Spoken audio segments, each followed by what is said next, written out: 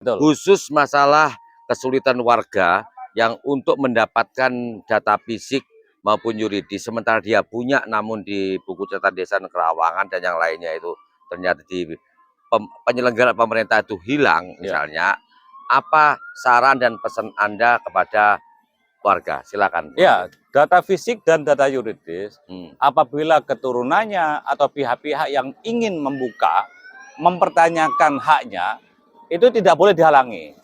Jika mereka memang legal standing dari katakan keturunannya atau yang diberi kuasa untuk mempertanyakan ini kepada desa-desa yang terpaut dari masalah tanah tersebut.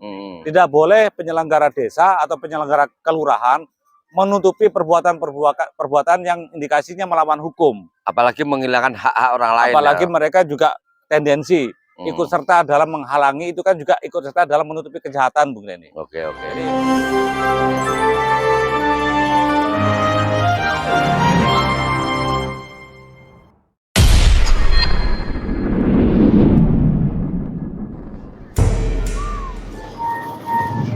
Assalamualaikum warahmatullahi wabarakatuh. Waalaikumsalam warahmatullahi wabarakatuh. Pemirsa, kami saat ini bersama dengan narasumber yaitu pengamat kebijakan publik Bung Andi Purnama Kamela. Nah, saat ini kita akan secara khusus melalui acara ngobos, yaitu ngopi bareng obrolan santai. Ya, di mana Bang? Ya, kita dengan bersantai, ngopi, ngolah pikir sambil membahas sesuatu yang mungkin bisa kita sajikan kepada masyarakat secara santai pula ya. Ya, memberikan edukasi, informasi, mungkin bisa inspirasi ya. Oke, Bung Andi, kita sebelum acara kita lanjut untuk bincang-bincangnya, kita jangan lupa ngopi dulu. Siap. Dulu. Ini teman-teman menyiapkan biasanya kopi seperti ini ya. Kopi UMKM ya. Kopi UMKM yang cukup asik ya. Oke pemirsa, pada tayangan sebelumnya kami membahas seputar persoalan pertanahan. Nah, seperti kita tahu tidak semua masyarakat memahami tentang apa saja yang bersangkut paut dengan persoalan tanah. Betul. Banyak problem-problem, bahkan kasus-kasus warisan yang menjadi problem. Kasus dahulu ya, dahulu. Bahkan masyarakat tidak tahu bagaimana cara menemukan harta-harta warisan dari para leluhurnya. Betul, mengungkapnya itu agak kesulitan ya. Karena bersangkut paut dengan beberapa data. Betul. Nah, jika sebelumnya kami membahas soal buku catatan desa dan kerawangan, maka kali ini akan kami lanjutkan untuk membahas yaitu tentang data fisik dan data mendasarkan yuridis. Nah, tentu Anda banyak yang bertanya, apa sih yang dimaksud dengan data fisik dan data yuridis itu? Nah, untuk lebih jelasnya kita akan bincang-bincang dengan Bung Andi Purnama Kamela. Bung Andi, kita tahu bahwa masyarakat ini kan terutama di daerah-daerah ini banyak sekali memiliki dokumen-dokumen, tapi tidak tahu ini dokumen apa. Kadang nggak paham sama sekali kan gitu. Terus rangkaian-rangkaiannya ya. Oke, Bung Andi. Ya, kalau kita sebelumnya sudah membahas masalah buku catatan desa dan kerawangan. Letter C dan kerawangan. Nah, berhubung kita mengangkat tema yaitu menyangkut data fisik dan data yuridis, coba seperti apa sih yang dimaksud dengan data fisik dan yuridis dalam hal pertanahan itu? Ya, data fisik dan data yuridis itu merupakan aspek dalam penggolongan rangkaian dalam hal kepemilikan tanah itu dibagi dua, Bung Denny. Di mana data yuridis itu menyangkut tentang katakan dokumen-dokumen yang dipunyai, mulai dari kepemilikan alas hak, kemudian peralihan, kemudian dokumen apa yang dia punyai seperti bukti-bukti pajak atau kalau zaman dulu bisa disebut bukti petok, bukti gire, bukti kitir. Kemudian terjadi peralihan hukumnya itu bagaimana. kemudian identitas yang menguasai lahan itu sesuai dengan yuridis yang melatar belakangi. Misalkan rangkaiannya itu harus terkait dengan data dokumen atau data yuridis itu yang ada di desa, keterkaitan dengan letter C dan peta kerawangannya. Nah, itu merupakan data-data yuridis, gitu kan. Sedangkan data fisik ini seperti halnya posisi lahan yang dimiliki secara geospasial, secara perletakan, secara kedudukan, lahan tersebut berada di mana. Itu dapat dikatakan diidentifikasi, Bung Dani. Dapat dijadikan sajian data, sehingga data itu secara data fisik, meskipun terjadi perubahan, meskipun terjadi bencana alam, meskipun terjadi longsor, tsunami, data fisik itu dengan rangkaian juga data yuridis, posisi geospasialnya, posisi perbidangannya itu bisa direkonstruksi atau restorasi, dikembalikan kembali. Oke, rekonstruksi atau restorasi akibat dari terjadinya gempa alam ya, atau bencana alam ya, tsunami misalkan, tsunami menghilangkan. Nah, itu kan biasanya kan sudah bergeser dan berubah banyak. Betul. Nah, bagaimana caranya untuk bisa merekonstruksi supaya bahwa itu menjadi data fisik milik si A misalnya? Betul. Seperti apa caranya itu? Ya, kalau dahulu kita dalam hal pengukuran tanah, kita mengenal atau diajarkan dengan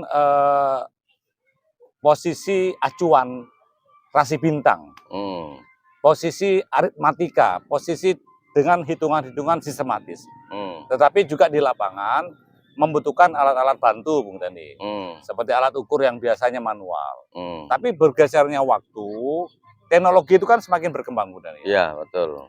Sehingga hal-hal yang sifatnya pengetahuan dasar atau alat-alat yang ibaratnya waktu demi waktu mengalami perubahan teknologi, itu generasi-generasi yang sebelumnya sudah tidak pernah memakai alat itu karena lebih canggih.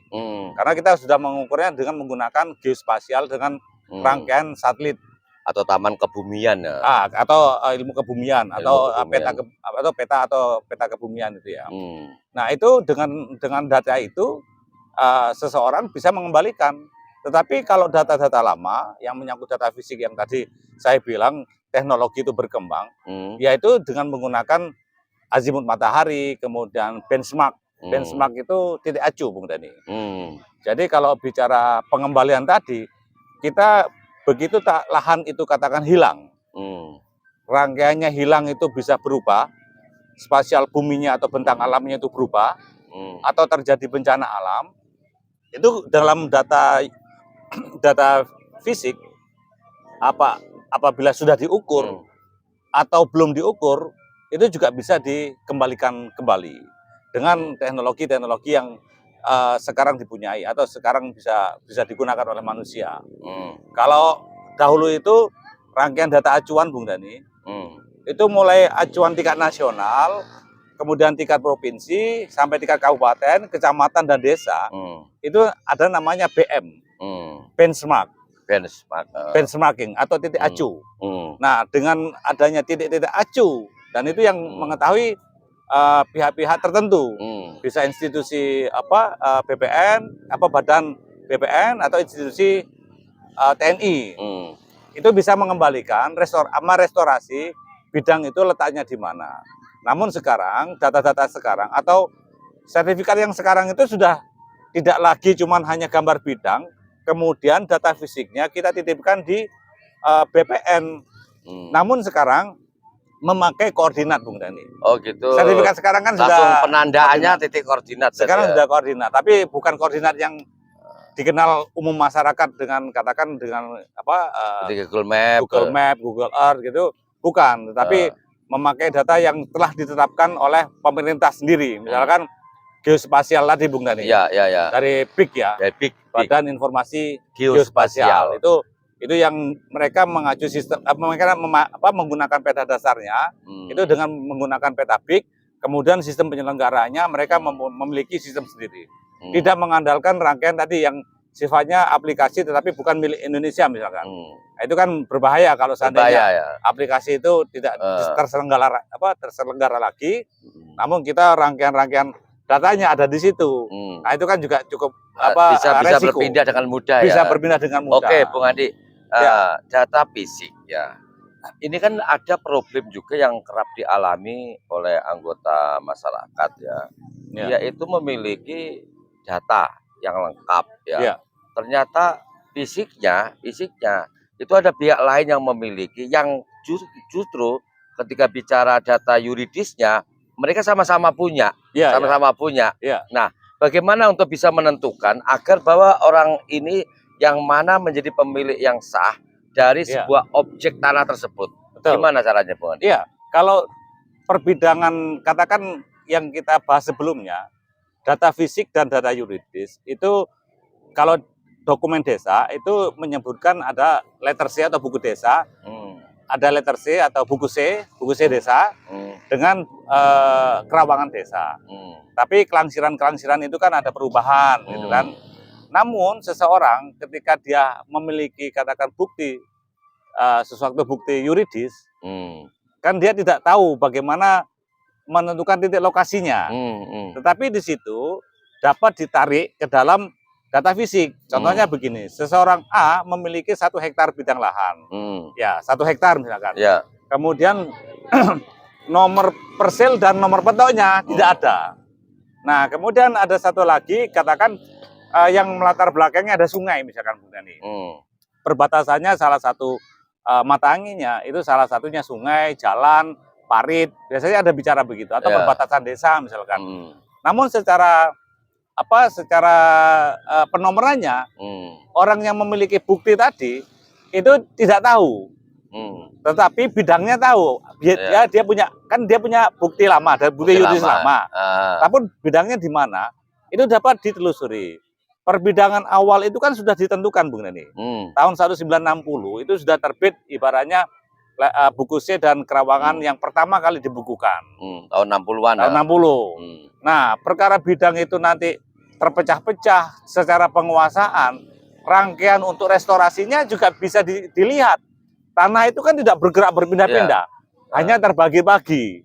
Nah, tetapi kalau pembagian tanah ini kemudian dari beberapa parsial ini kita kembalikan lagi ke dalam bidang yang utuh sebagai acuan yang pertama atau dokumen pertama, itu ketemu bidang 1 hektarnya ketemu karena tidak ada perbidangan yang identik gitu loh, Bung Dani. Meskipun 1 hektar katakan meskipun luasnya 1 hektar, itu 1 hektarnya utuh gitu loh, utuh. Karena identik itu tidak terjadi. Karena pencatatannya ada yang 1 hektar lebih, 1 hektar kurang. Begitu dia bicara 1 hektar, kita cari 1 hektar yang utuhnya di sebelah mana. Meskipun ada keterbatasan rangkaian data yang tidak ditemukan atau tidak mendukung. Tetapi merestorasinya bisa, Bung Dani. Gitu. Kalau itu kan restorasi atau merekonstruksi ulang betul. Untuk membuktikan bahwa keutuhan daripada sebuah area objek itu memang tentukan sesuai dengan data fisik dan yuridisnya. Nah, sekarang tadi yang kita sambung lagi yang di pertanyaan, ada kemungkinan bahwa data fisik ataupun yuridis itu berubah ketika posisinya itu ada di buku catatan desa ataupun di kerawangan. Ini memungkinkan daripada perubahan itu yang terjadi dilakukan oleh oknum-oknum tertentu.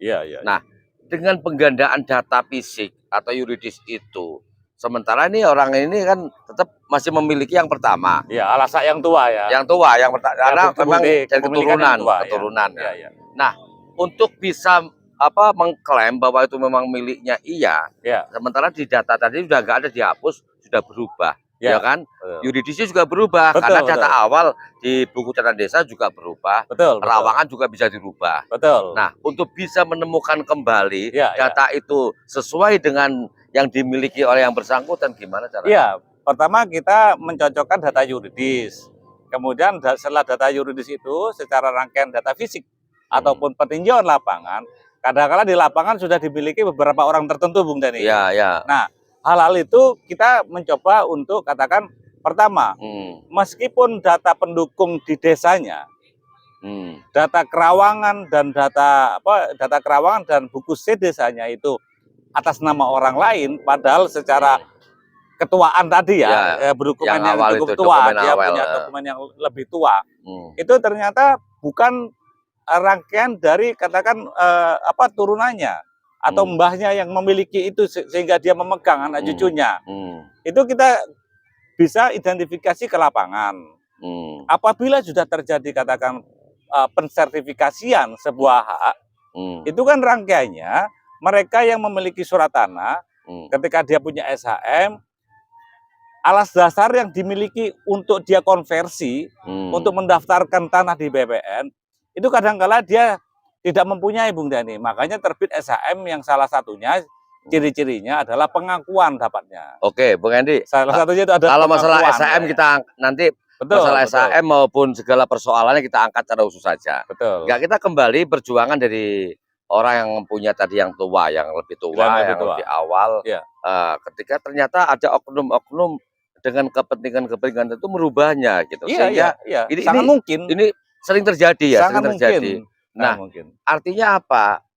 Kadangkala ini begini, masyarakat tuh pengen, Pak, saya kepingin tahu ini mencocokkan data saya dengan buku catatan desa, dengan kerawangan. Dihalangi biasanya. Ini dihalang-halangi. Ya, pasti dihalangi. Nah, ketika dihalang-halangi, apa langkah dari si empunya tadi itu supaya mendapatkan kepastian? Betul, banyak kasus orang-orang yang memiliki data lama, kemudian ingin bertanya kepada penyelenggara desa, penyelenggara kelurahan, itu salah satunya dihalangi. Mengatakan bahwa dokumen itu dokumen negara.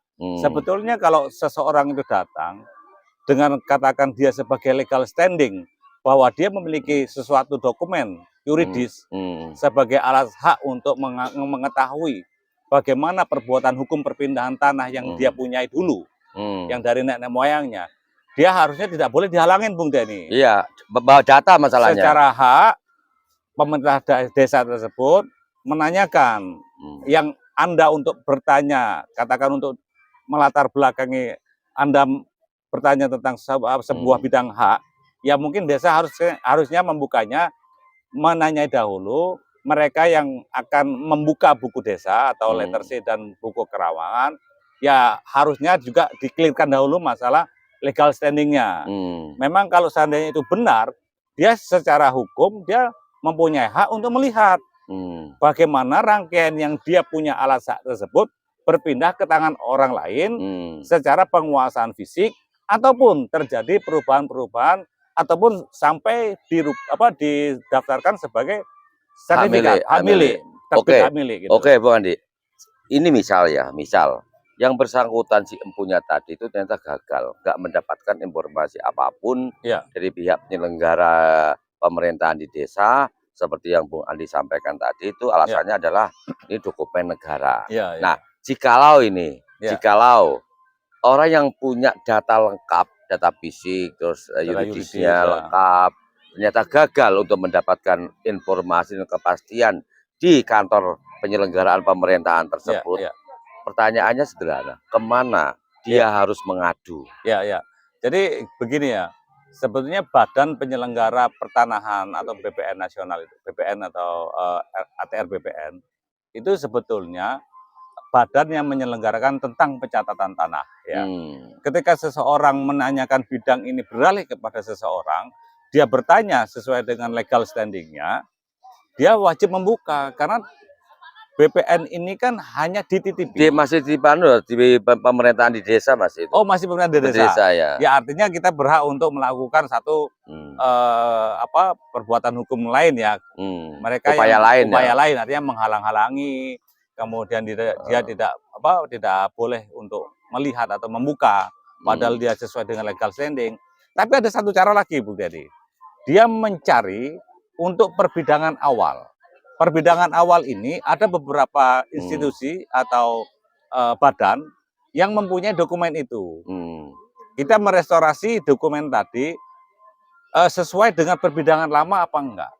Tetapi memang butuh untuk katakan bersurat, katakan memohon itu kan. Dia menyampaikan itu, Bu. Di mana itu? Ada beberapa dalam penyelenggaraan itu kan, beberapa dokumen itu kan begini, Bung Dani. Dokumen lama itu yang namanya letter C dan kerawangan desa, itu merupakan data awal Hmm. desa Hmm. yang terbagi mulai dari provinsi, kabupaten, sampai ke desa atau kecamatan. Kecamatan. Nah. Institusi ini atau penyelenggara ini biasanya pegang. Hmm. Namun tanda kutip biasanya data lama itu juga dihilangkan atau ditutup-tutupi atau tanda kutip juga di bumi hanguskan supaya orang-orang yang mempunyai hak lama ini atau alas dasar yang hilang lama ya, terputus tidak, ya. terputus atau dihilangkan jejaknya. Ya, gitu ya. Itu jejaknya ibaratnya supaya orang-orang yang mempunyai hak sebenarnya itu tidak bisa mencari lagi. Oh gitu ya. Nah, itu ya upaya kita untuk melakukan investigasi atau pengumpulan data. Artinya nggak lepas dengan permainan dari oknum-oknum itu Betul, ya. betul Bu Dani.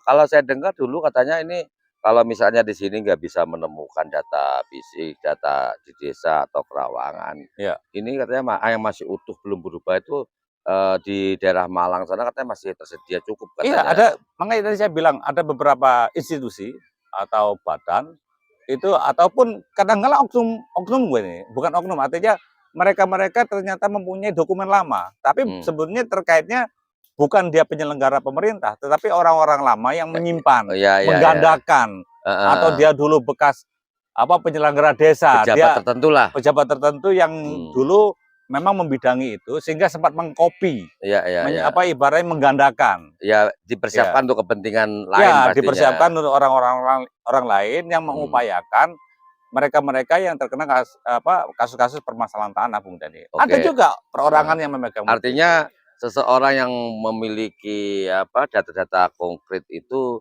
masih banyak peluang untuk melangkah tahap demi tahap agar hak miliknya dari keturunan tadi itu nggak hilang dan bisa kembali. Ya. Dan begitu. Ya mungkin sampai upayanya kalau mereka sudah menginvestigasi dan mengumpulkan data dengan cara komparasi data yang dia peroleh, meskipun dalam satu sisi dia tidak diperbolehkan, tetapi institusi lain berhasil untuk mendapatkan, nah itu bisa untuk katakan perbuatan untuk perlawanannya sampai gugatan misalkan Bu Dani.